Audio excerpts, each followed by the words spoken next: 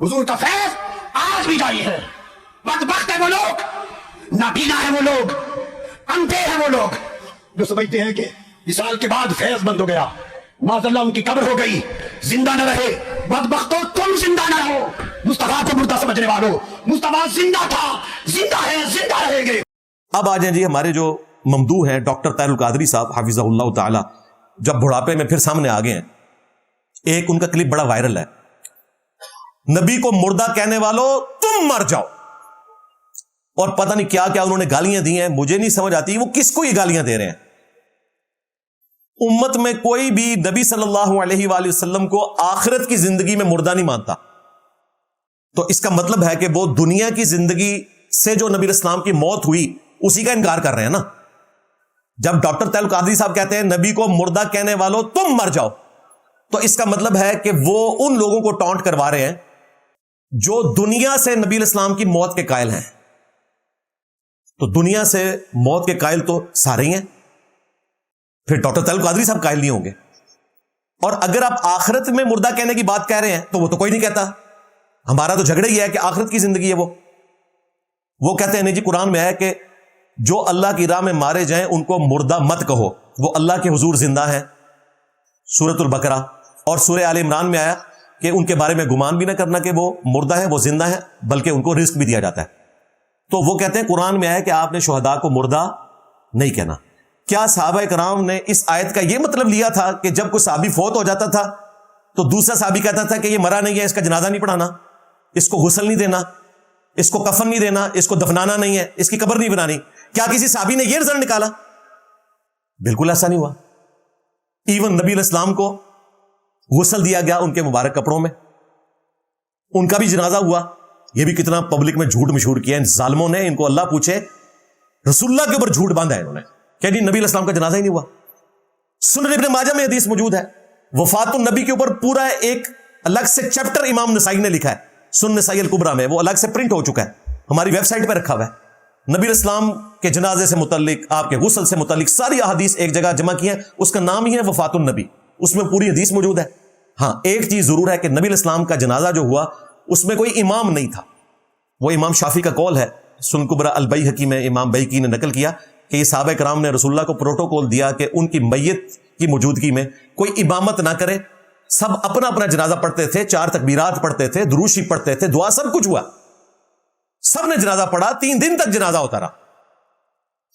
اچھا اب حیران کن بات آپ دیکھیں, ایک طرف یہ لوگ کہتے ہیں جنازہ نہیں ہوا, دوسری طرف جب شیعہ کہتے ہیں حضرت ابوبکر عمر نے نبی علیہ السلام کا جنازہ نہیں پڑھا, تو یہی بریلوی ان کو جواب دے رہے ہوتے ہیں نہیں پڑھا ہے تو اسی طرح جنازہ ہو ہی نہیں. لو سامو کتنے گیا دماغ میرا, دیکھو تھوڑا دماغ کدھر نہیں اتنے جاندہ. یہ بریلوی آپ کو بتاتے ہیں جنازہ ہی نہیں ہوا, اور جب شیعہ کہتے ہیں کہ جی سب نے جنازہ پڑھا, حضرت ابوبکر عمر نے نہیں پڑھا, تو کہتے ہیں نہیں انہوں نے نہیں پڑھا سی, انہوں نے پڑھا سی تو اسی طرح جنازہ ہی نہیں ہوا. کیسے بلنڈر کرتے ہیں یار یہ. میں نے اس کے اوپر پورا لیکچر ریکارڈ کروایا ہے 2016 میں, وفات مصطفیٰ صلی اللہ علیہ وآلہ وسلم, مسئلہ 163. 1 گھنٹہ اور لگ جائے گا اگر میں وہ ساری احادیث ڈسکس کروں. بہرحال اس کی طرف واپس آئیں.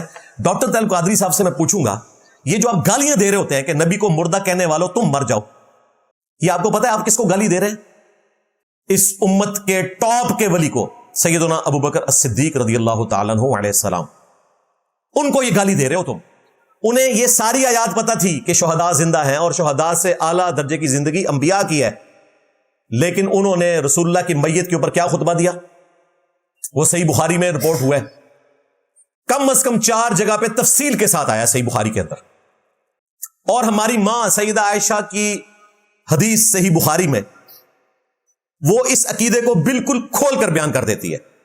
یہ دونوں حدیثیں ہمارے عقیدے کی سپورٹ میں ہیں. پہلے میں سیدہ عائشہ کی وہ حدیث بیان کرتا ہوں جو بخاری میں ہے. وہ کہتی ہیں کہ نبی الاسلام کے بالکل آخری دن چل رہے تھے, بالکل آخری وقت قریب تھا, اور نبی الاسلام بار بار دعا کر رہے تھے کہ اے اللہ مجھے رفیق الاعلیٰ کے ساتھ ملا دے. اتنے میں میرے بھائی عبد الرحمن بن ابی بکر آئے, ان کے ہاتھ میں مسواک تھی. نبی الاسلام بول بھی نہیں سک رہے تھے کمزوری کی وجہ سے, آپ نے اشارہ کیا تو میں سمجھ گئی کہ آپ کو مسواک بڑی پسند ہے. اور بیسیکلی اس وقت مسواک کر کے نبی الاسلام نے کیا حاصل کرنا تھا؟ یہ حاصل کرنا تھا کہ امت کو دانتوں کی صفائی کے اوپر آمادہ کیا جائے. تو وہ کہتی ہیں مسواک دی, تو مسواک سخت تھی، نبی علیہ السلام نے چبانے کی کوشش کی، نرم کرنے کی، لیکن کمزوری کی وجہ سے آپ چبا نہیں سکے، تو مجھے دی اور میں سمجھ گئی کہ آپ کا اشارہ کیا ہے، تو میں نے اپنے دانتوں میں اسے چبایا، صحیح طریقے سے نرم کیا، پھر نبی علیہ السلام کو دیا، آپ نے مسواک کی۔ اور پھر اماں عائشہ کہتی ہیں کہ اللہ کا شکر ہے کہ اللہ نے اپنے محبوب صلی اللہ علیہ وآلہ وسلم کی موت سے پہلے آپ کا لعاب دہن مبارک اور میری تھوک کو ایک جگہ جمع کر دیا۔ کتنی بڑی سعادت ہے، یعنی جب نبی علیہ السلام نے پہلی دفعہ دیا تو وہ منہ میں چبا چکے تھے نا، تو آپ کا لعاب دہن سیدہ عائشہ کے منہ میں آیا، اور پھر جب سیدہ عائشہ نے چبایا تو ان کا لعاب دہن نبی علیہ السلام کے منہ میں آیا، اور یہ بالکل آخری دن کی بات ہے، اور اس میں الفاظ ہیں، اما عائشہ کہتی ہیں کہ یہ سعادت مجھے اس دن حاصل ہوئی جو رسول اللہ کی دنیا کی زندگی کا آخری دن تھا اور آخرت کی زندگی کا پہلا دن تھا۔ یعنی اما عائشہ کا یہ عقیدہ ہے کہ نبی علیہ السلام دنیا سے جا چکے ہیں، اور کس زندگی میں زندہ ہیں؟ آخرت کی۔ اب آ جائیں ابو بکر صدیق رضی اللہ تعالیٰ عنہ کا عقیدہ۔ نبی علیہ السلام کی وفات ہوئی، سیدنا عمر نے تلوار اٹھائی ہوئی ہے، جو کہے گا کہ نبی علیہ السلام فوت ہو گئے میں اس کی گردن کاٹ دوں گا۔ ان کا یہ نظریہ تھا کہ جب تک رومنز اور پرشینز کو اللہ تعالیٰ مفتو نہیں کرتا مسلمانوں کے ہاتھوں، نبی علیہ السلام دنیا سے نہیں جائیں گے۔ جس طرح موسیٰ علیہ السلام عارضی طور پر کوہ طور پر گئے تھے، واپس آ گئے تھے، نبی علیہ السلام بھی ڈورمنٹ پوزیشن میں واپس آ جائیں گے۔ سیدنا ابوبکر حجرہ عائشہ میں داخل ہوئے، کفن مبارک ہٹایا، ماتھے پر بوسہ دیا اور کہا یا رسول اللہ، اللہ تعالیٰ آپ پر دو موتیں جمع نہیں کرے گا۔ یعنی یہ جو عمر کو وہم لگا ہے یہ غلط ہے، ایک موت آپ کو آنی تھی وہ آ گئی ہے، اب دوبارہ سے آپ نے دنیا میں آ کے دوبارہ نہیں جانا۔ پھر آپ مسجد نبوی میں آئے، ظاہر ایڈجسٹنٹ تھا وہ حجرہ، ممبر پر چڑھے اور کہا کہ عمر کو اس کے حال پر چھوڑ دو۔ لوگ حضرت ابوبکر کی طرف متوجہ ہوئے، یہ حضرت ابوبکر کا ہی حوصلہ تھا اتنے مشکل وقت میں اپنے اعصاب کے اوپر قابو رکھنا، یہ نبی علیہ السلام کی تربیت تھی۔ سیدنا ابوبکر صدیق رضی اللہ تعالیٰ عنہ نے اللہ کی حمد اور دروشی پڑھنے کے بعد جو پہلا جملہ بولا نا، وہ ایسا جملہ ہے جس کی وجہ سے ڈاکٹر طاہر القادری صاحب فارغ ہو چکے ہیں، جو کہتے ہیں کہ نبی کو مردہ کہنے والوں تم مر جاؤ۔ ڈاکٹر صاحب یہ گالیاں آپ حضرت ابوبکر کو دیتے ہو۔ پہلا جملہ انہوں نے پتا کیا بولا؟ الا من کان یعبد محمدا فان محمدا قد مات، آگاہ ہو جاؤ جو کوئی بھی تم میں محمد کی عبادت کرتا تھا جان لے محمد مر چکے۔ مات، وفات کر گئے، وصال فرما گئے، نہیں، مات۔ ومن یعبد اللہ، اور جو کوئی اللہ کی عبادت کرتا تھا وہ جان لے فإن اللہ حی لا یموت، بے شک اللہ تعالیٰ زندہ ہے، اسے کبھی موت نہیں آئے گی۔ تو کہا کہ محمد مر گئے، یہ کہتے ہیں جی نبی کو مردہ کہنے والوں تم مر جاؤ، تو یہ تم ابوبکر کو گالیاں نکال رہے ہوتے ہو، بدبختو، خود سے عقیدے بناتے ہو اور پھر امت کو ان عقیدوں کا پابند کرتے ہو اور پھر گالیاں نکالتے ہو، اور تمہیں پتہ نہیں گالیاں کہاں جاتی ہیں۔ اس سے حیران کن بات یہ ہے کہ سیدنا ابوبکر صدیق رضی اللہ تعالیٰ عنہ کی زندگی میں کون سا صحابی رسول اللہ کی عبادت کرتا تھا؟ بتائیں مجھے، کوئی بھی نہیں کرتا تھا۔ فرضی جملہ بول دیا تاکہ عقیدہ کلیئر ہو جائے، ورنہ محمد رسول اللہ نے ایک اور عیسیٰ ابن مریم بن جانا تھا اگر نبی علیہ السلام نے اپنی امت کی تربیت نہ کی ہوتی۔ حضرت ابوبکر کو پتا تھا کہ نبی علیہ السلام نے فرمایا، وہ بھی بخاری میں ہے، دیکھنا میری شان کو اس طرح بلند نہ کرنا جس طرح کرسچنز نے عیسیٰ ابن مریم کو بڑھا دیا، میں اللہ کا بندہ اور اس کا رسول ہوں، مجھے اللہ کا بندہ اور اس کا رسول ہی کہنا۔ میں کہتا ہوں نبی علیہ السلام کے مبارک درخت کا پھل ہیں سیدنا ابوبکر کے آپ کی میت کے اوپر مصطفیٰ جان رحمت پہ لاکھوں سلام نہیں پڑھا جا رہا، توحید بیان ہو رہی ہے۔ من کان یعبد محمدا فإن محمدا قد مات۔ یار صحابہ کے دل دکھے ہوئے ہیں، وہاں تو آیت پڑھنی چاہیے تھی ان اللہ وملائکتہ یصلون علی النبی اللہم صلی علی محمد وعلی آل محمد، 1.25 لاکھ دفعہ دروشی پڑھو، نہیں، ان کو پتا تھا کہ میں اس وقت ان کا عقیدہ درست کروں۔ اب مجھے بتائیں، کوئی آیت ہے، کوئی حدیث ہے کہ جو محمد کی عبادت کرتا ہے وہ جان لے کہ محمد مر چکے؟ فرضی جملہ۔ لوگ کہتے ہیں انجینئر صاحب نے جملہ کہاں سے بول دیا کہ جی بڑے سے بڑا کوئی بزرگ ہو اپنا پیشاب نہیں روک سکتا؟ جی جہاں سے حضرت ابوبکر نے جملہ بولا، جب تم کہو گے کہ اس بابے نے سمندر روکا ہوا ہے تو ابوبکر کے غلام کے دماغ میں یہ بات آئے گی کہ کوئی بابا اپنا پیشاب بھی نہیں روک سکتا، سمندر کون روک سکتا ہے؟ ہاں، حضرت ابوبکر نے یہ بات کہاں سے نکالی کہ جو محمد کی عبادت کرتا ہے وہ جان لے محمد مر چکے؟ کسی آیت حدیث میں نہیں ہے، نہ کسی صحابی نے حضور کی عبادت کی ہے۔ فرضی جملہ، اس کا مطلب ہے کہ فرضی جملہ بول کر عقیدے کو سمجھانا کس کی سنت ہے؟ سیدنا ابو بکر صدیق رضی اللہ تعالیٰ عنہ کی. لہذا انجینئر صاحب صدیقی ہیں. میرے صدیق صاحب ہے ہی کوئی نہیں, تیرے بابے تے شاہی کوئی نہیں, دبو انہاں نو جعلی عقیدے تو ہم دس کے کہنے. فرضی جملہ بولا, کوئی آیت حدیث بیان نہیں کی, فرضی جملہ بولا, اس کے بعد آیت پڑھی. انجینئر صاحب تو اس سے بھی بہتر طریقے سے بیان کرتے ہیں. میں پہلے آیت حدیث بیان کرتا ہوں, بعد میں جملہ بولتا ہوں. حضرت ابو بکر صدیق نے پہلے جملہ بولا, بعد میں آیت حدیث. آیت پڑھی سورہ آل عمران کی 144, وما محمد الا رسول قد خلت من قبلہ الرسل. محمد تو نہیں مگر ایک رسول, اور ان سے پہلے اور بھی رسول گزر چکے. افئن مات او قتل, اگر یہ مر جائیں یا قتل ہو جائیں, یا پاکستان میں ترجمہ کر لیں کہ وصال فرما جائیں یا شہید ہو جائیں. حالانکہ شہید بھی عربی کا لفظ تھا. کیا تم دین سے الٹے قدم پھر جاؤ گے؟ یعنی تمہارا کوئی نبی کے اوپر احسان ہے, ایمان لائے ہو, اپنی آخرت کے لیے لائے ہو, دین سے الٹے قدم پھرو گے تو اپنا نقصان کرو گے. اللہ تعالیٰ ثابت قدم رہنے والوں کو جزا دے گا. صحابہ کرام کہتے ہیں کہ ہمیں یوں لگا یہ آیت ابھی نازل ہوئی ہے, حالانکہ غزوہ احد کے موقع پر 8 سال پہلے نازل ہوئی بھی تھی. سیدنا عمر کہتے ہیں کہ میرے پاؤں میرے جسم کا بوجھ نہیں اٹھا سکے جب میں نے آیت سنی, وما محمد الا رسول قد خلت من قبلہ الرسل. اور پھر کئی دن تک جب بھی کوئی صحابی کسی دوسرے صحابی کو ملتا تھا تو یہی آیت پڑھتا تھا, وما محمد الا رسول قد خلت من قبلہ الرسل. اب ڈاکٹر تعلق قادری صاحب ہو تو ساروں کے اوپر 295 سی لگا دیں. صحابہ ایک دوسرے کو کیا مل کے کہہ رہے ہیں, اللہم صلی علی محمد وعلی آل محمد. یہ پڑھ کے اپنی گفتگو کا آغاز نہیں کر رہے. آغاز کیا کر رہے ہیں, وما محمد الا رسول قد خلت من قبلہ الرسل. محمد تو نہیں مگر ایک رسول, ان سے پہلے بھی اور رسول گزر چکے. کیا وہ اگر مر جائیں یا قتل کر دیے جائیں تو تم اپنے دین سے الٹے قدم پھر جاؤ گے؟ اس سے ان کو ڈھارس ملی. دوسری آیت پڑھی, انک میت وانہم میتون. اے نبی تمہیں بھی مرنا ہے, تمہارے مخالفین کو بھی مرنا ہے. سورہ الزمر کی آیت نمبر 30. وہ تھی سورہ آل عمران کی 144, یہ سورہ الزمر کی آیت نمبر 30. عقیدہ بتا دیا امت کو, یہ ہے سیدنا ابوبکر کا عقیدہ. اب مجھے بتائیں, انہوں نے جو جعلی عقیدے بنائے ہوئے ہیں, ڈھکوسلے مچائے ہوئے ہیں, خود سے چیزیں بناتے ہیں, ان میں پھر رنگ بھرتے ہیں اور پھر باقی امت کو گستاخ کہنا شروع کر دیتے ہیں. بیسیکلی یہ صحابہ اور اہل بیت کو گستاخ سمجھتے ہیں, کیونکہ ہم نے تو یہ عقیدے ان سے سیکھے, ہم نے گھر بیٹھ کے تو نہیں گھڑے. یہ میں بار بار جب یہ بیان کرتا ہوں تو میں کہتا ہوں کہ یار یہ لوگ ہوتے ہیں نا تو یہ محفل نعت کرتے ہیں نبی اسلام کی میت کے اوپر, اور حضرت ابوبکر کیا کر رہے ہیں, توحید بیان کر رہے ہیں, کیونکہ وہ کریٹیکل موقع تھا. وہ اگر اس وقت خطبہ نہ ہوتا تو مجھے بتائیں باقی لوگوں نے محبت میں کیا کچھ کرنا تھا. آپ کو تو مٹی ملتی نہیں ہے, ان کے سامنے وہ قبر کی مٹی تھی, سب کچھ چاٹ جانا تھا انہوں نے. جی یہ بھی موجود ہے بخاری مسلم میں.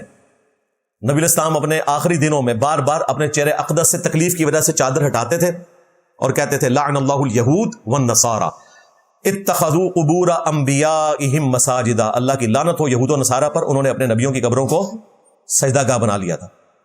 اما عائشہ کے الفاظ ہیں بخاری مسلم میں اس حدیث کے ساتھ کہ رسول اللہ آخری وقت میں ہمیں ڈرا رہے تھے کہ میری قبر کے ساتھ یہ کام نہ کرنا. اگر ہمیں خطرہ نہ ہوتا کہ لوگ رسول اللہ کی قبر پہ سجدے شروع کر دیں گے تو میں رسول اللہ کی بیوی آپ کی قبر کو زیارت کے لیے اوپن چھوڑ دیتی, یعنی حجرہ عائشہ کو میں گرا دیتی کہ ٹھیک ہے جس کی مرضی وہ اپنے نبی کی قبر کی زیارت کرے, لیکن ہمیں خطرہ تھا کہ اگر قبر کو اوپن چھوڑا تو لوگ قبر پہ سجدے کرنا شروع کر دیں گے. کوئی آج کے زمانے کا بندہ ہوتا تو کہتا کہ اماں جان آپ کو ٹینشن کیا ہے, شرک تو ختم ہو چکا ہے, لو سامو. اور رسول اللہ کو اگر اللہ نے گارنٹی دی تھی کہ شرک ختم ہو چکا ہے تو نبی اسلام کو بھی ٹینشن نہیں لینی چاہیے تھی. شرک صرف ایک گروہ سے ختم ہوا ہے, پوری امت مشرک نہیں ہوگی, ایک گروہ حق پہ قائم رہے گا جو بخاری مسلم میں آیا. باقی آج جو علی اللہ کہہ رہے ہیں, آج تو بریلوی بھی ان کے خلاف ویڈیو ریکارڈ کروا رہے ہیں علی اللہ والوں کے خلاف.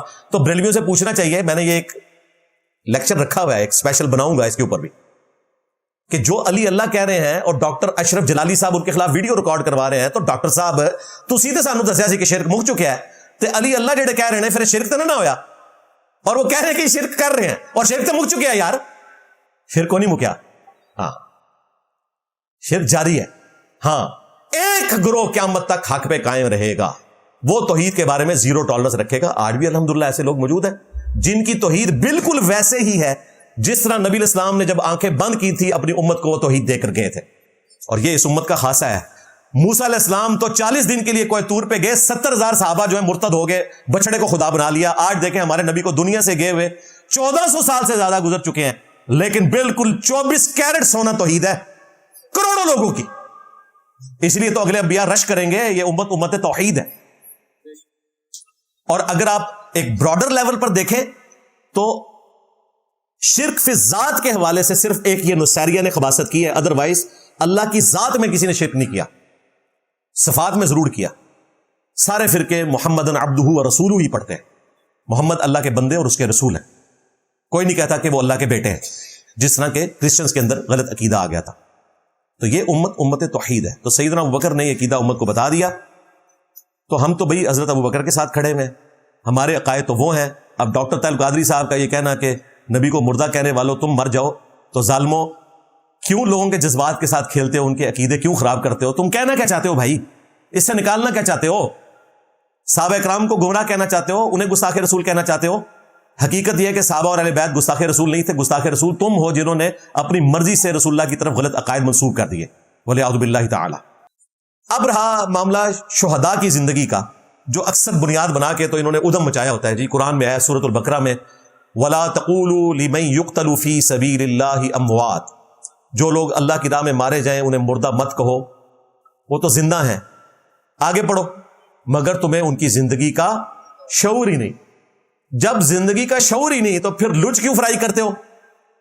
شہداء کی زندگی کا شعور نہیں ہے تو انبیاء کی زندگی کا تو شعور ہو ہی نہیں سکتا. وہ ایسی زندگی ہے جس کو آپ امیجن نہیں کر سکتے. اس میں سانس نہیں ہے، اس میں ٹوائلٹ نہیں ہے، اس میں دنیا کی غذا نہیں ہے، وہ آخرت کی زندگی ہے. پھر سورہ آل عمران میں آیا وَلَا تَحْسَبَنَّ الَّذِينَ قُتِلُوا فِي سَبِيلِ اللَّهِ أَمْوَاتًا، کبھی گمان بھی نہ کرنا ان لوگوں کے بارے میں جو اللہ کی راہ میں مارے جائیں کہ یہ مردہ ہیں، بلکہ وہ تو زندہ ہیں اور انہیں رزق بھی دیا جاتا ہے. اچھا، یہ کس کانٹیکسٹ میں بات ہو رہی تھی؟ غزوہ احد کے موقع پر مدینے میں کوئی گھر ایسا نہیں تھا جہاں پر صف ماتم نہ بچھی ہو، اور منافقین باتیں کر رہے تھے کہ اگر یہ لوگ نہ جاتے تو نہ مارے جاتے. تو اللہ تعالیٰ نے کہا کہ یہ اللہ کی راہ میں مارے گئے ہیں، کبھی سوچنا بھی نہ کہ یہ مر گئے ہیں، اللہ کے پاس تو زندہ ہیں. اس زمانے میں کسی کے دماغ میں یہ بات نہیں تھی کہ یہ دنیا میں زندہ ہے. اور کانٹیکسٹ بتا رہا ہے کہ وہ لوگ جو شہداء کے اوپر تان کر رہے تھے کہ نہ میدان جنگ میں جاتے نہ مرتے، ان کو اللہ تعالیٰ جواب دے رہا ہے کہ یہ دنیا سے تو گئے ہیں لیکن اللہ کے حضور زندہ ہیں، لیکن تمہیں شعور نہیں ہے اور انہیں رزق بھی ملتا ہے. اب اس آیت مبارکہ کی تفصیل نبی اسلام نے خود بیان فرما دی صحیح مسلم میں. ابن مسعود کہتے ہیں کہ جب یہ آیات نازل ہوئی ہم نے نبی اسلام سے پوچھا یہ کس قسم کا رزق ہے؟ تو نبی اسلام نے کہا کہ جو شہداء ہیں اللہ تعالیٰ ان کی روحوں کو سبز پرندوں کے پیٹ میں ڈال دیتا ہے اور وہ جنت میں اڑتے پھرتے ہیں. نبی اسلام بتا کے گئے ہیں کہ یہ جنت کی زندگی ہے. یہ کہتے ہیں شہید زندہ ہم مانگ سکتے ہیں؟ دماغ ہی نہیں کام کرتا ہے ان کا. اور اللہ تعالیٰ کہہ رہا ہے تمہیں زندگی کا شعور نہیں، اور جو نبی اسلام نے جتنا شعور بتایا اس کو بھی ماننے کے لیے تیار نہیں ہو رہے. وہ صحیح مسلم میں آیا کہ وہ جنت میں زندہ ہے، ان کو نئے جسم مل گئے ہیں اور ان میں ان کی روحیں ہیں اور وہ جنت کی زندگی کو انجوائے کرتے ہیں. اور اللہ تعالیٰ ان سے پوچھتا ہے کہ تمہاری کوئی خواہش ہے تو میں پوری کروں، تو وہ کہتے ہیں کہ یا اللہ تو نے ہمیں سب کچھ دیا، ہماری کوئی خواہش نہیں ہے.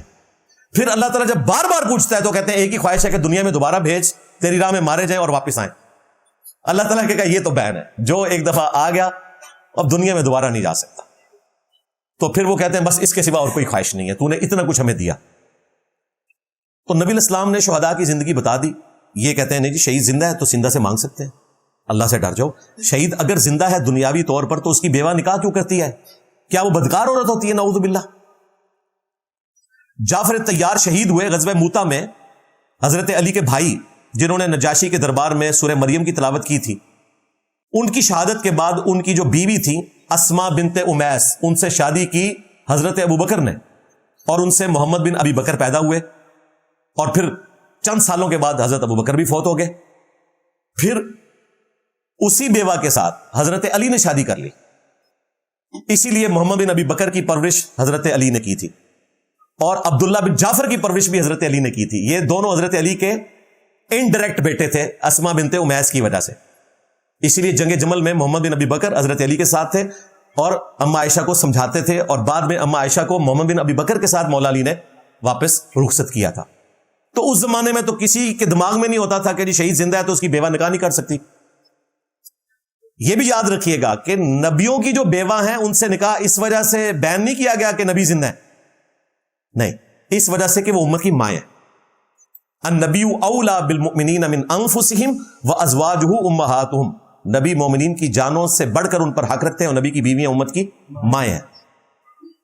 اگر کوئی کہنا کہ چونکہ نبی آخرت کی زندگی کے ساتھ زندہ ہے، یا یہ بعض بیوقوف کہتے ہیں کہ دنیا کی سی زندگی ہے، اس لیے دیکھیں جی ثبوت یہ ہے کہ ان کی بیویوں کے ساتھ نکاح نہیں ہوتا، تو بھئی تمہارے نزدیک تو شہید بھی زندہ تھا، اس کی بیوہ کیوں نکاح کرتی ہے؟ لو سامو، پھر ہمارے والی ڈاکٹرن ہوگی کہ وہ نکاح اس لیے نہیں کر سکتی کہ وہ نبی کی بیوی ہے اور امت کی ماں ہے۔ ادروائز اگر یہ ریسٹرکشن نہ ہوتی تو انبیاء کی آخرت کی زندگی مانے نہیں ہے ان کے نکاح میں، جو چیز مانے ہے وہ یہ ہے کہ وہ امت کی مائیں ہیں۔ لہذا یہ عقیدہ الحمدللہ اس حوالے سے کلیئر ہو گیا۔ اب بابوں کو چلتے چلتے ایک خوراک میں نے اور دینی ہے، اس کے بغیر یہ میرا لیکچر مکمل نہیں ہوگا۔ 3 ریفرنسز میں نے اینڈ پہ، بابوں کی جو قبر بنائی ہوئی ہے نا، اس کے اوپر جو ایک کتبہ لگانا ہے نا، وہ یہ 3 ریفرنسز والا کتبہ لگانا ہے، لیکن وہ بیان کرنے سے پہلے ایک دفعہ درود شریف پڑھ لیں۔ اللہم صلی علی محمد وعلی آل محمد واصحاب محمد وازواج محمد وامت محمد اجمعین الی یوم الدین آمین۔ اچھا میرے بھائیو، جتنی ابھی تک میں نے گفتگو کی ہے اس کی روشنی میں آپ کو یہ بات پتہ چل گئی کہ اللہ تعالیٰ انبیاء اکرام علیہ السلام کو یہ پروٹوکول دیتا ہے کہ وہ مرنے کے بعد آخرت کی زندگی کے ساتھ زندہ ہیں، لیکن اس کا موڈ برزخی ہے، ان کے جسم سلامت ہے، لیکن اس دنیا کی زندگی وہ نہیں ہے، وہ برزخ ہے۔ وَمِن وَرَائِهِمْ بَرْزَخٌ إِلَى يَوْمِ يُبْعَثُونَ، یہ سورہ المؤمنون کی آیت نمبر 100 ہے کہ ان کے مرنے سے لے کر قیامت کے دن اٹھائے جانے تک سارے انسانوں کے لیے یہ ایک برزخ ہے، ان سین بیریئر ہے، اللہ نے ایک پردہ رکھا ہوا ہے۔ اب آخر میں 3 ریفرنسز پیش کروں گا۔ اب میں حق بجانب ہوں کہ بزرگوں کی کلاس مزید لی جائے، اتنا کچھ ایجوکیٹ کرنے کے بعد اس میں سے کوئی رزلٹ بھی نکالنا چاہیے نا۔ جیسے اللہ تعالیٰ جب اپنی نعمتوں کا ذکر کرتا ہے، یا اللہ تعالیٰ اپنی قدرت کی نشانیاں جب بتاتا ہے، خواہ وہ جہنم کی شکل میں ہو، جنت کی شکل میں، تو 31 ٹائمز کیا آتا ہے؟ فَبِأَيِّ آلَاءِ رَبِّكُمَا تُكَذِّبَانِ۔ ہم جب قرآن و سنت بیان کرتے ہیں نا تو اس کے اینڈ پہ ایک رزلٹ نکالتے ہیں، کیا؟ میرے نبی سا ہے ہی کوئی نہیں، تیرے بابے تے شاہ ہی کوئی نہیں۔ یہ ہمارا رجز ہے۔ وہ 3 ریفرنسز اس کے اوپر گفتگو کنکلوڈ کریں گے، پھر آپ کی پرچیوں کی طرف میں آؤں گا انشاءاللہ۔ پہلا ریفرنس، دیوبند اور بریلوی دونوں جو حنفی اسکول آف تھاٹ کے صوفی فرقے ہیں، یہ حیات النبی کے عقیدے کو بہت زیادہ پروموٹ کرتے ہیں، جس کو یہ حیات النبی سمجھتے ہیں، اور یہ سمجھتے ہیں دنیاوی زندگی کو۔ اس کے ثبوت میں جو ان کے عقیدوں کی کتاب ہے المہند علی المفند، جو میں نے بچے بچے کو رٹوا دی، ہند کی تلوار ایک سٹھیائے ہوئے بابے کے اوپر، احمد بریلوی کو کہا یہ مفند ہے۔ اس میں انہوں نے اس وقت کے صوفی جو علماء حرمین تھے انہیں خوش کرنے کے لیے کہا کہ ہم تو وہابی نہیں ہیں، دیکھیں ہمارا تو عقیدہ یہ ہے کہ ہم نبی علیہ السلام کی قبر مبارک میں جو زندگی ہے اس کو دنیاوی مانتے ہیں۔ مفتی کراچی کے جو ایک ہیں، انہوں نے اس بات کو ڈھالنے کی کوشش کی، کہا نہیں دنیاوی نہیں، دنیا کی سی، انہوں نے ایسے کر کے کان پکڑنے کی کوشش کی۔ چلو دنیا کی سی مانتے ہیں۔ آگے کیا لکھا ہوا ہے؟ وہ زندگی برزخی نہیں ہے جو حاصل ہے شہداء کو، یعنی برزخی ہونے کی نفی کر دی۔ قرآن تو کہہ رہا تھا برزخی ہے، انہوں نے اس کی نفی کی اور دنیا کی سی زندگی بتایا۔ اور احمد بریلوی صاحب وہ تو آپ کو پتہ ہے کھل ڈل کے بات کرتے ہیں، انہوں نے ملفوظات اعلی حضرت جو ان کے بیٹے نے جمع کیے، اس میں ان سے پوچھا گیا کہ حضرت آپ کا عقیدہ ہے کہ انبیاء بھی اپنی قبروں میں زندہ ہیں اور بزرگ بابے بھی زندہ ہیں، تو اولیاء اور انبیاء کی زندگی میں فرق کیا ہے؟ تو انہوں نے کہا کہ انبیاء کی قبروں میں زندگی حقیقی، حصی، دنیاوی ہے، یعنی کوئی وامنر ہے، یعنی حقیقی، حصی، یعنی اگر کوئی چٹکی کاٹتا ہے تو وہ فیل ہوتا ہے نا، جو حصی اور دنیاوی ہے۔ حتیٰ کہ میرے آقا سیدی زرقانی، وہ ایک اور صوفی بزرگ ہے، 200 سال پہلے گزرے، وہ کہتے ہیں ہمارے بابا جی تو یہ فرما کے گئے ہیں کہ نبیوں کی بیویاں قبروں میں ان پہ پیش کی جاتی ہیں، وہ ان کے ساتھ شباشی بھی فرماتے ہیں۔ یہ اعلیٰ حضرت نے لکھا۔ اب یہ تعویل کر رہے ہیں، کہتے ہیں نہیں جی وہ جنت کی حوریں نہیں ملیں گی۔ اور بھائی جنت کی تو زندگی کی بات نہیں ہو رہی، قبر کی جو جنت ہے اس کی بات ہو رہی ہے۔ وہ جو حوریں ہیں وہ آخرت کی جنت میں ہے۔ اور جب وہ یہ بات کر رہے تھے، کرنے والے کو بھی پتا تھا، سننے والوں کو بھی پتا تھا کہ وہ کہنا کیا چاہ رہے ہیں. تو وہ کہتے ہیں کہ جی یہ تو جنت کی حوروں کا ہم ذکر کر رہے ہیں. بالکل جھوٹ، تم نے رسول اللہ کے اوپر جھوٹ باندھا ہے. نبی علیہ السلام کی کسی حدیث میں نہیں ہے کہ انبیاء کی قبروں میں ان کی بیویاں پیش کی جاتی ہیں. میں کئی دفعہ ان چیزوں کا پوسٹ مارٹم کر چکا ہوں. یہ بالکل فراڈ کے اوپر مبنی بات ہے. سیدہ عائشہ زندہ ہوں، یقین کریں، ان کی کلاس لیں. مسند احمد میں حدیث ہے، عائشہ کہتی ہیں جب سے حضرت عمر دفن ہوئے ہیں نا میرے حجرے میں بغیر پردے کے اس حجرے کے کمرے میں نہیں جاتی. پہلے چلی جاتی تھی، میں سوچتی تھی ایک میرا باپ ہے، ایک میرا خاوند ہے، تو ان سے میرا وہ ایکسٹرا آرڈنری پردہ نہیں ہے. لیکن جب سے عمر دفن ہوئے ہیں میں مکمل حجاب میں جاتی ہوں. یہ نہیں کہ حضرت عمر کوئی دیکھ رہے تھے ان کو نیچے سے. جو بندہ قبر کی مٹی سے نیچے سے دیکھ سکتا ہے اس کے سامنے آپ حجاب بھی کر کے ہیں تو وہ حجاب کیا ہے؟ جو مٹی کے نیچے سے دیکھ سکتا ہے تو اتنا سا ملی میٹر کا بھی کتنے حصے کا کپڑا وہ کیا کر سکتا ہے؟ یہ ان کا ایک تقویٰ تھا، پرہیزگاری تھی، ایک پروٹوکول وہ دیتے تھے. جس طرح سیدنا عثمان کے بارے میں آتا ہے مصنف ابن ابی شیبہ میں، باقی کتابوں میں، وہ کہتے ہیں جب سے میں نے رسول اللہ کے ہاتھوں میں ہاتھ دیا ہے میں نے دائیں ہاتھ سے کبھی اپنی شرمگاہ کو ہاتھ نہیں لگایا. سنجے کے لیے نہیں، ویسے بھی نہیں لگایا، حالانکہ یہ کوئی شرعی مسئلہ نہیں تھا. یہ ان کا ایک پروٹوکول تھا کہ میں نے نبی کے ہاتھوں میں ہاتھ دیا، بس یہ دایاں ہاتھ میرا نا شرمگاہ کی طرف نہیں جائے گا. کیا بات ہے! اسی طریقے سے عائشہ کا یہ تقویٰ تھا. اور یہ کہہ رہے ہیں جی شباشی کرتے ہیں، اللہ سے ڈر جاؤ. بخاری مسلم میں حدیث ہے، نبی علیہ السلام نے فرمایا جس نے میری طرف کوئی جھوٹی بات منسوب کی وہ اپنا مقام جہنم میں دیکھ لے. اس حدیث کے راوی سیدنا علی ہیں.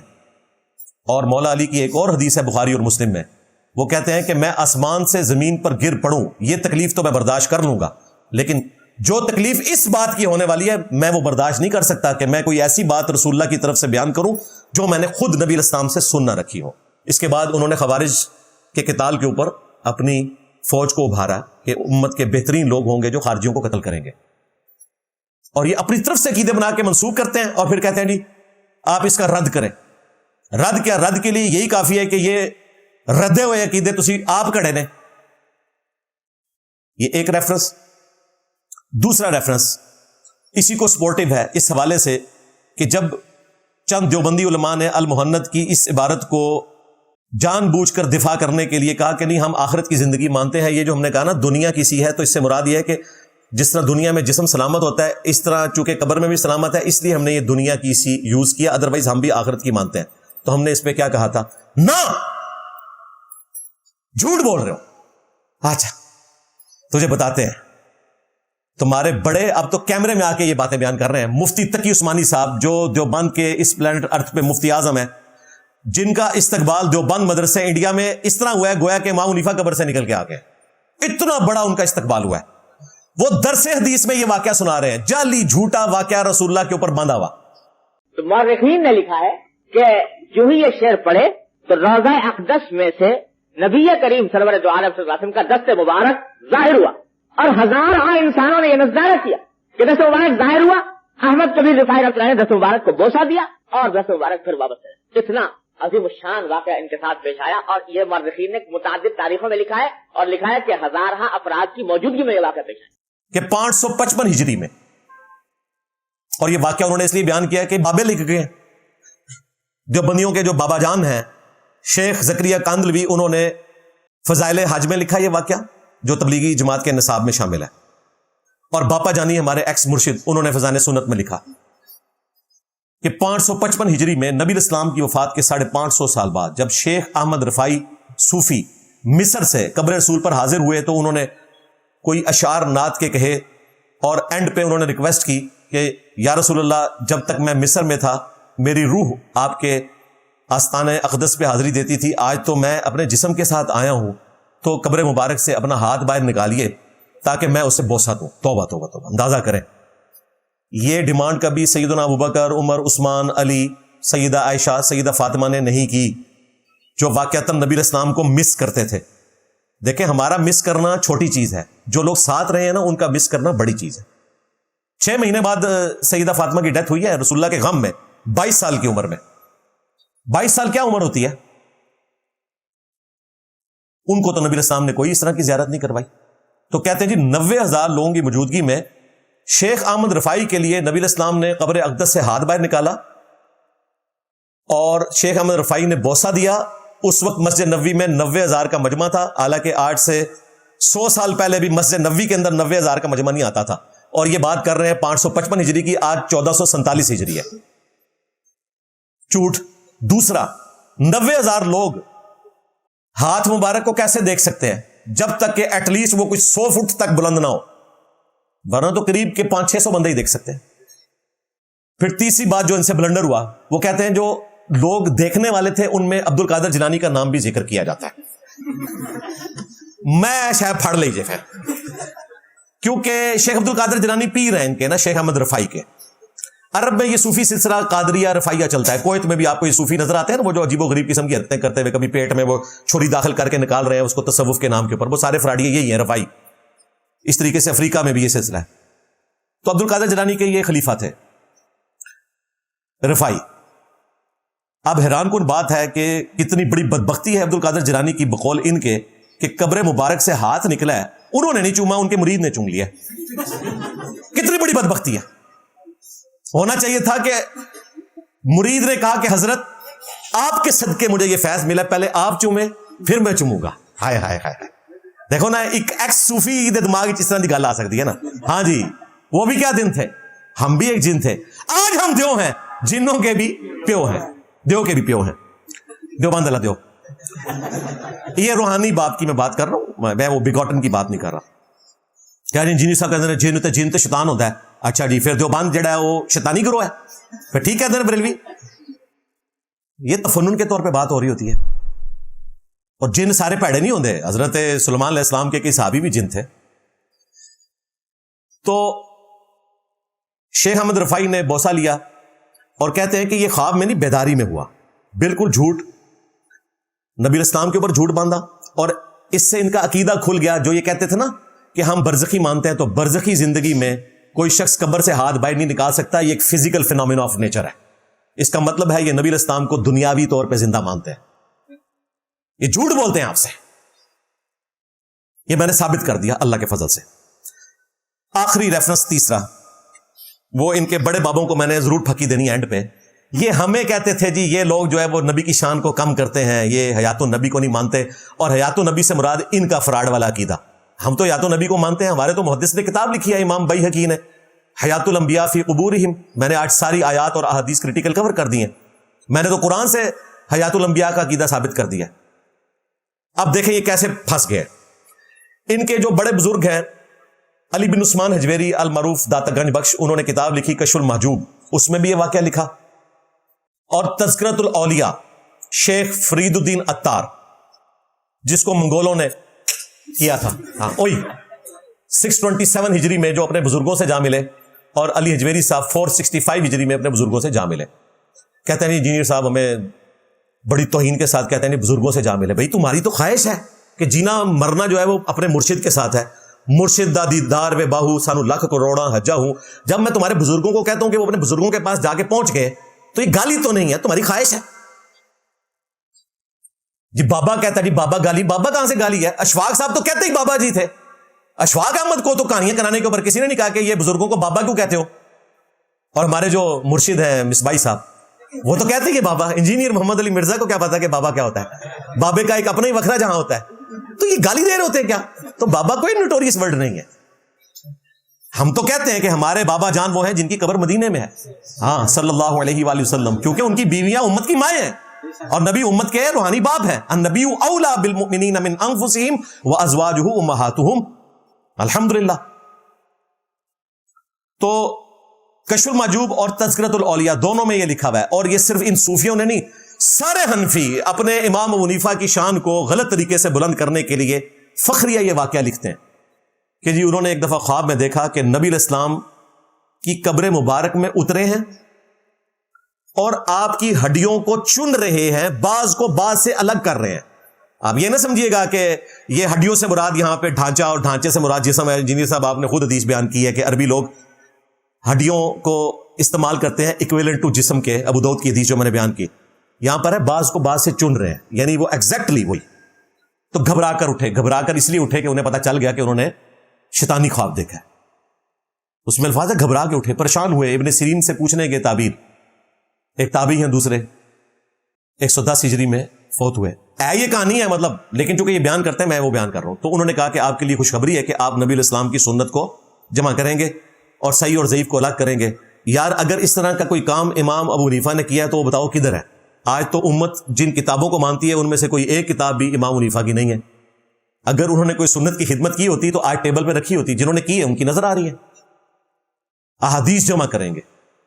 ایک کتاب ڈھونڈی انہوں نے, مسند امام اعظم, وہ خود ان کے بڑوں نے کہہ دیا کہ یہ ان سے ثابت ہی کوئی نہیں. وہ اینی جی کتاب ہے چھوٹی جڑی ثابت جے اللہ معافی دے گاٹے فٹ ہو گئی جے, الفقہ الاکبر. اینی جی پوڑی ہے. فقہ اکبر کہتے ہیں عقیدے کو, فقہ اصغر کہتے ہیں فروعی مسائل کو. اس کے پہلے صفحے پہ لکھا ہے کہ نبی علیہ السلام کے والدین کفر کی حالت میں فوت ہوئے, نعوذ باللہ. اور ملا علی قاری نے باقاعدہ اس عقیدے کا دفاع کیا. کچھ دنوں کے بعد ملا علی قاری اپنی چھت سے گرے, ان کی پاؤں کی ہڈی ٹوٹ گئی, اور اس زمانے کے لوگوں نے کہا کہ اس کو سزا ملی ہے جو اس نے امام حنیفہ کے اس غلط عقیدے کا دفاع کیا. اور یہ واقعہ اگلے دن ایک بریلوی عالم نے بیان بھی کر دیا ہے. بہت بڑے کراچی کے عالم ہیں وہ, سلوٹ ہے ان کو, انہوں نے بیان کر دیا. میرے لیے آسانی ہو گئی ہے. یہ کہتے ہیں اعلیٰ حضرت کہتے ہیں یہ جو ہے نا بدل گیا. 10 صفحے کی کتاب ہے, وہ بھی پہلا صفحہ بدلے آیا جائے. 10 صفحے, 10 بھی میں نے زیادہ بتایا, اتنی سی کتاب ہے. جو عقیدہ سی کٹ رہے ہیں نا وہ بدل گیا. پھر میں نے کہا یار یہ بدلا کہاں سے ہے؟ ملا علی قاری تو اعلیٰ حضرت سے بھی 300 سال پہلے اس کا دفاع کر کے گئے ہیں. وہ 1014 ہجری میں فوت ہوئے ہیں, اعلیٰ حضرت فوت ہوئے ہیں 1340 میں. تو پہلے دفاع کر کے گئے ہوئے ہیں. ہم ملا علی قاری کی بات مانیں یا اعلیٰ حضرت کی بات مانیں؟ بلکہ ایک اہل حدیث عالم نے تو پورا ریسرچ پیپر اس کے اوپر لکھا ہے, وہ بھی میں نے شیئر کروایا تھا. پوری تحقیق کے ساتھ انہوں نے ساری عربی نسخے اکٹھے کر کے انہوں نے جو باطل تعویلات کرنے کی کوشش کی تھی. اس میں نے کہا تھا کہ یہ جو تمہارے بزرگوں نے بکواس کی ہے نا, میں اس عقیدے کو نہیں مانتا. کہتے ہیں دیکھیں جی بزرگوں کی توہین کر دی. چلے ہم کہتے ہیں بکواس ارشاد فرما کے گئے. یار میرے ماں باپ کو تو کافر نہیں کہا, میرے ماں باپ کو, مجھے تو آپ لوگ کافر کہتے ہو. میں نے تو کبھی نہیں کہا کہ آپ لوگ بکواس کر رہے ہو. لیکن رسول اللہ کے ماں باپ کو, پھر میں خادم رضوی صاحب والی زبان میں ہی تمہیں جواب دوں گا. خادم رضوی صاحب نے تو مفتی حنیف قریشی کے بارے میں کہا تھا در در کتے ہو مالکانو پہ گئے ہو, کہا تھا نا. وہ کلپ کتنا مشہور ہے جو میری تصویر کے ساتھ اپلوڈ ہوا ہوتا ہے. میرے کو ڈرتا سی بابا, پوری زندگی ایک جملہ نہیں بولیا سوائے دے کے ایک منڈا نیٹ ہوتے ہوتا ہے جڑا کہندا ہے لبیک نہ کیا کرو, لبیک کا کیا کرو. وہ کوئی ایک بندہ سنا نیٹ پر, وہ کہتا رہتا تھا مولی خاتم کو لبیک کسی کا نہیں پتا. وہ بھی تھا, میں نے کہتے اس کو جواب دو, لبیک پر وقف کیوں کرتے ہیں؟ میں کاسی کر رہے ہیں, وقف اسی کیتا ہے تیرے ڈیڑھ کیڑا پر وقف کیسی کیتا کہنا لبیک کا ہونا چاہیے. میں کہ تو کا پڑھتا رہو اسی کا لبیک پڑھ دینا. وہ میرے بارے میں انہوں نے کہا تھا. بس اس تو بعد بابا جی نہیں بولے. اور نجی محفلوں میں ان کے کئی لوگ جو ریورٹ ہوئے ہیں وہ کہتے ہیں کہ بابا جی مانتے تھے کہ منڈا صحیح گلاں کردا ہے.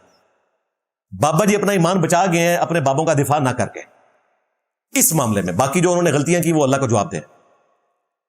تو حضرت امیر معاویہ رضی اللہ تعالیٰ عنہ کی غلطیوں کو ہائی لائٹ کرنے پہ اگر خادم رضوی صاحب کہتے ہیں در در کتے ہو مالکانو پہ گئے ہو, تو نبی علیہ السلام کے ماں باپ کا تو مرتبہ بہت اعلیٰ ہے. اصل گھاڑ تو وہ ہے آل البیت کا. تو بابا جی اگر زندہ ہوتے تو ان کو اپنے اصول اور مبادی کے اوپر الفقہ الاکبر کی اس عبارت پہ امام حنیفہ کو کہنا چاہیے تھا در در کتے ہو مالکانو پہ گئے ہو. لو سامو, مجھے کہتے تھے اس نے بکواس کا ورڈ استعمال کیا, تمہارے بابا جی کہتے ہیں در در کتے ہو مالکانو پہ گئے ہو. لو آج اگلا ورژن لے لو. میرے نبی صاحب ہے ہی کوئی نہیں, تیرے بابے تھے شاہی کوئی نہیں. یہ میرے ماں باپ کا مسئلہ نہیں تھا, رسول اللہ کے ماں باپ ورسز امام حنیفہ تھا. باقی ان کا معاملہ اللہ کے سپرد, وہ اللہ کو جواب دے ہوں گے. لیکن ہم تو زندہ ہیں, ہم تو اس عقیدے کو غلط سمجھتے ہیں. میں نے اس کے اوپر پوری ویڈیوز ریکارڈ کروائی ہیں. تو کہتے ہیں جی امام حنیفہ کو یہ خواب دکھایا گیا, جعلی خواب. کیا اللہ اپنے پیغمبر کے بارے میں یہ خواب دکھائے گا کہ بعض ہڈیوں کو بعض سے الگ کر رہے ہیں؟ اور ظالموں, میں بریلوی رہا ہوں, مجھ سے سیکھ لیتے کوئی خواب گھڑنا تھا. تو کہ امام حنیفہ نے خواب میں دیکھا کہ نبی علیہ السلام کے برتن مبارک, آپ کا کرتا مبارک, آپ کا آسا مبارک, وہ جمع کر کے ایک جگہ ترتیب سے رکھ رہے ہیں. اور اس میں بشارت تھی کہ جی آپ سنتوں کو جمع کریں گے. لیکن اللہ نے ان کو ایکسپوز کرنا تھا, ان کے جھوٹے خوابوں کو. شیطانی خواب, یہ شیطانی خواب ہے. کہتے ہیں خواب پہ کوئی اختیار تو نہیں ہوتا کسی قسم کا. بھئی ہم یہ نہیں کہہ رہے, ہم کہہ رہے ہیں اس کو پھر رحمانی خواب تو نہ کو, بشارت تو نہ کو شیطانی خواب تھا. لا حول ولا قوت الا باللہ پڑھتے. عقیدہ تمہارے بابے لکھ کے گئے کہ نبی علیہ السلام کی قبر مبارک میں بعض ہڈیاں بعض سے سمیٹی جا رہی ہیں, ان کے امام سمیٹ رہے ہیں صرف اپنے بابے کو اونچا کرنے کے لیے. پتہ نہیں کیا کیا خواب گھڑ گھڑ کے انہوں نے. خود علی جویری صاحب کشف مجوب میں لکھتے ہیں، اور وہ تذکرۃ الاولیاء میں انہوں نے علی بن عثمان حجویری سے یہ خواب نقل کیا ہے، فرید الدین عطار نے. انہوں نے لکھا ہے امام حنیفہ کے چیپٹر میں کہ علی بن عثمان کہتے ہیں. وہ علی بن عثمان یہ ہیں، علی بن عثمان حجویری، کہ جی میں خانہ کعبہ میں بیٹھا ہوا تھا، میں نے نبی الاسلام کی گود میں ایک شخص کو دیکھا، نبی الاسلام مجھ سے محبت کر رہے تھے، تو میں نے پوچھا تو انہوں نے کہا یہ ابو حنیفہ ہے، تیرا امام ہے. اندازہ کرو، اس طریقے سے چیزیں امت کو بتا کے چلے جاتے ہیں. اور جب ہم ان چیزوں کو ہائی لائٹ کرتے ہیں کہ یار خدا کے لیے اللہ سے ڈرو، نبی الاسلام کی قبر مبارک میں ہڈیاں نہیں ہیں بلکہ آپ کا جسم اطہر سلامت ہے الحمدللہ، اور یہ مسلمانوں کا بنیادی عقیدہ ہے جس پہ ڈاکہ مارا ہے تمہارے بزرگوں نے، لہذا انجینئر نہ پٹو، اپنے بابے نو پٹو. آپ دیکھیں جو ان کی غلطیاں ہائی لائٹ کرتا ہے اس کے خلاف غصے میں آ جاتے ہیں. دنیاوی طور پہ اگر آپ کو کوئی دنیا کے نفع کی چیز بتائے آپ اس پہ غصہ نہیں کھاتے، آپ کہتے ہیں مہربانی دس آ جائے. لیکن کوئی آپ کی آخرت کے نفع کی بات کرے اور وہ آپ سے ٹکراتی ہو تو آپ غصہ کھا جاتے ہیں. کتنے ظلم کی بات ہے. آج تک کسی شخص نے دن کے وقت جب ہیڈ لائٹ آن کی ہوتی ہے اپنے موٹر بائک کی اور کوئی راہ چلتا ہوا پیدل گزرنے والا شخص اس کو دور سے یوں اشارہ کرے، کبھی کسی موٹر بائک والے نے اس کو گالی نکالی ہے یا ایسے آگے سے اشارہ کیا ہے؟